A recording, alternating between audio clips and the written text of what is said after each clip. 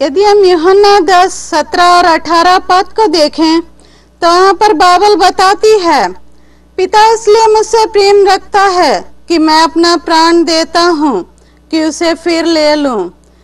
कोई उसे मुझसे छीनता नहीं, वरन मैं उसे आप ही देता हूँ।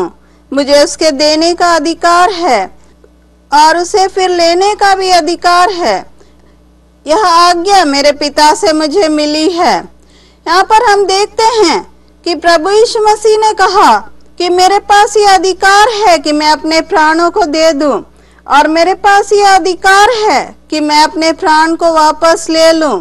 यहाँ पर हम देखते हैं कि प्रभु यीशु मसीह से, यहाँ पर हम देखते हैं कि कोई प्रभु यीशु मसीह के प्राण ले नहीं सकता है, क्योंकि वे परमेश्वर हैं, उनके पास पूरा अधिकार है। हाँ मेरे प्रिय भाई और बहनों, प्रभु यीशु मसीह ने हमसे इतना अधिक प्रेम किया कि उन्होंने अपने प्राण हमारे लिए दिए, और उन्होंने अपने प्राण कलवरी के क्रूस पर मेरे और आपके लिए दिए। इस दुनिया में ऐसा कोई भी व्यक्ति नहीं है जिसने आपके लिए अपने प्राण दिए हों। इस दुनिया में ऐसा कोई भी व्यक्ति नहीं है जो आपके लिए मरा हो, किंतु केवल प्रभु यीशु मसीह जो इस दुनिया में आ गए और उन्होंने अपने प्राण हमारी खातिर दे दिए। यदि हम यूहन्ना 15:13 को देखें तो वहाँ पर बाइबल बताती है, इससे बड़ा प्रेम किसी का नहीं कि कोई अपने मित्रों के लिए अपना प्राण दे। हाँ, प्रभु यीशु मसीह ने हमसे इतना अधिक प्रेम किया कि प्रभु ने अपने प्राण हमारे लिए दे दिए। प्रभु यीशु मसीह के लहू के द्वारा आज हम छुटकारे को प्राप्त कर सकते हैं। प्रभु यीशु मसीह के पवित्र लहू के द्वारा आज हम अनंत जीवन को प्राप्त कर सकते हैं। क्या यह अद्भुत नहीं कि प्रभु यीशु मसीह ने हमारे पापों के लिए अपने प्राण दिए? क्या यह अद्भुत नहीं कि प्रभु यीशु मसीह ने हमें अनंत जीवन देने के लिए, हमें उस नरक से छुड़ाने के लिए अपने प्राण कलवरी के क्रूस पर दिए? क्या यह अद्भुत नहीं कि प्रभु यीशु मसीह ने वो सजा अपने ऊपर ले ली जो मुझे और आपको मिलनी थी? जिस जगह पर मुझे और आपको होना था, उस जगह पर प्रभु यीशु मसीह चले गए ताकि वे हमें हमारे पापों से छुटकारा दे सके। और बाइबल बताती है कि प्रभु यीशु मसीह के पवित्र लहू के द्वारा हम अपने पापों की क्षमा को प्राप्त करते हैं, और न केवल इतना किंतु हम चंगाई को भी प्राप्त करते हैं। क्या आप जानते हैं कि उद्धार और चंगाई दोनों कंडीशनल गिफ्ट है, अर्थात किसी शर्त पर बेस्ड है या परिस्थितियों पर बेस्ड है। इसका मतलब यह है कि यदि आपने एक बार उद्धार पा लिया है, उसके बाद आप उद्धार के अनुभव को खो भी सकते हैं, और यदि आपने चंगाई को प्राप्त कर लिया है, उसके बाद आप चंगाई को खो भी सकते हैं। यदि हम यूहन्ना 5वें अध्याय को देखें तो वहां पर हम एक ऐसी घटना को देखते हैं। वहां पर हम एक ऐसे व्यक्ति को देखते हैं जो 38 वर्ष से बीमार था। बाइबल बताती है कि वह व्यक्ति लकवे का मारा हुआ था, और वह पूरी तरह बिस्तर पे था, और वह बैतस्दा नाम के कुंड के पास पड़ा हुआ था। और बाइबल बताती है कि वह इतना अधिक असहाय था और इतनी अधिक दयनीय उसकी स्थिति थी कि वह 38 वर्ष तक उस कुंड के पास पड़ा रहा, किंतु उसने चंगाई को प्राप्त नहीं किया। यदि हम यूहन्ना 5वें अध्याय और उसके 2 से लेकर 4 पद को देखें तो बाइबल बताती है, यरूशलेम में भेड़ फाटक के पास एक कुंड है जो इब्रानी भाषा में बैतस्दा कहलाता है, और उसके 5 ओसारे हैं। इनमें बहुत से बीमार, अंधे, लंगड़े और सूखे अंग वाले पानी के हिलने की आशा में पड़े रहते थे, क्योंकि नियुक्ति समय पर परमेश्वर के स्वर्गदूत कुंड में उतरकर पानी को हिलाया करते थे। पानी हिलते ही जो कोई पहले उतरता वह चंगा हो जाता था, चाहे उसकी कोई बीमारी क्यों न हो।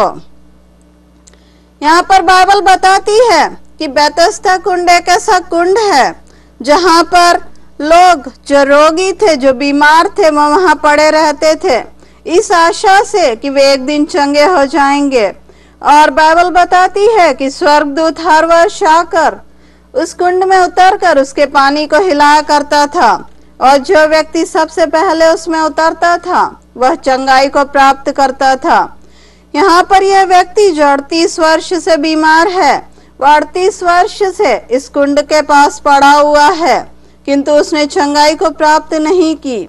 वह इस आशा से यहाँ पर है कि वह एक दिन चंगा हो जाएगा, किंतु वह चंगा नहीं हो सका। उसका कारण यह है कि वह बहुत ही अधिक असहाय स्थिति में था। वह इतना अधिक असहाय था कि वह अपने बिस्तर से हिलडुल नहीं पाता था, और उसके पास ऐसा कोई भी व्यक्ति नहीं था जो उसकी मदद कर सके। और ऐसा लगता है कि उसके कोई भी रिश्तेदार या परिवार के लोग उससे कभी मिलने नहीं आते थे। ऐसा लगता है कि इस व्यक्ति के पास ऐसा कोई भी नहीं था जो उसकी मदद कर सके, और यही कारण है कि वह चंगाई को प्राप्त नहीं कर पाया। किंतु हम बाइबल में देखते हैं कि एक दिन प्रभु यीशु मसीह उसे ढूंढते हुए वहां पर आए, और प्रभु यीशु मसीह ने जब इस व्यक्ति को देखा तो उससे कहा, उठ, अपनी खाट उठाकर चल फिर। और बाइबल बताती है कि वह तुरंत चंगा हो गया। यदि हम यूहन्ना 5 उसके 8वें और 9वें पद को देखें तो वहां पर हम इस बात को पाते हैं। यीशु ने उससे कहा, उठ, अपनी खाट उठाकर चल फिर। और यदि हम 9वें पद को देखें तो वहां पर लिखा हुआ है, वह मनुष्य तुरंत चंगा हो गया और अपनी खाट उठाकर चलने फिरने लगा। इस तरह हम देखते हैं कि प्रभु यीशु मसीह ने आकर इस व्यक्ति को 1 ही मिनट में चंगा कर दिया। प्रभु यीशु मसीह ने आकर इसे तुरंत चंगाई दे दी, और इस तरह व्यक्ति पूर्ण रूप से चंगा हो गया।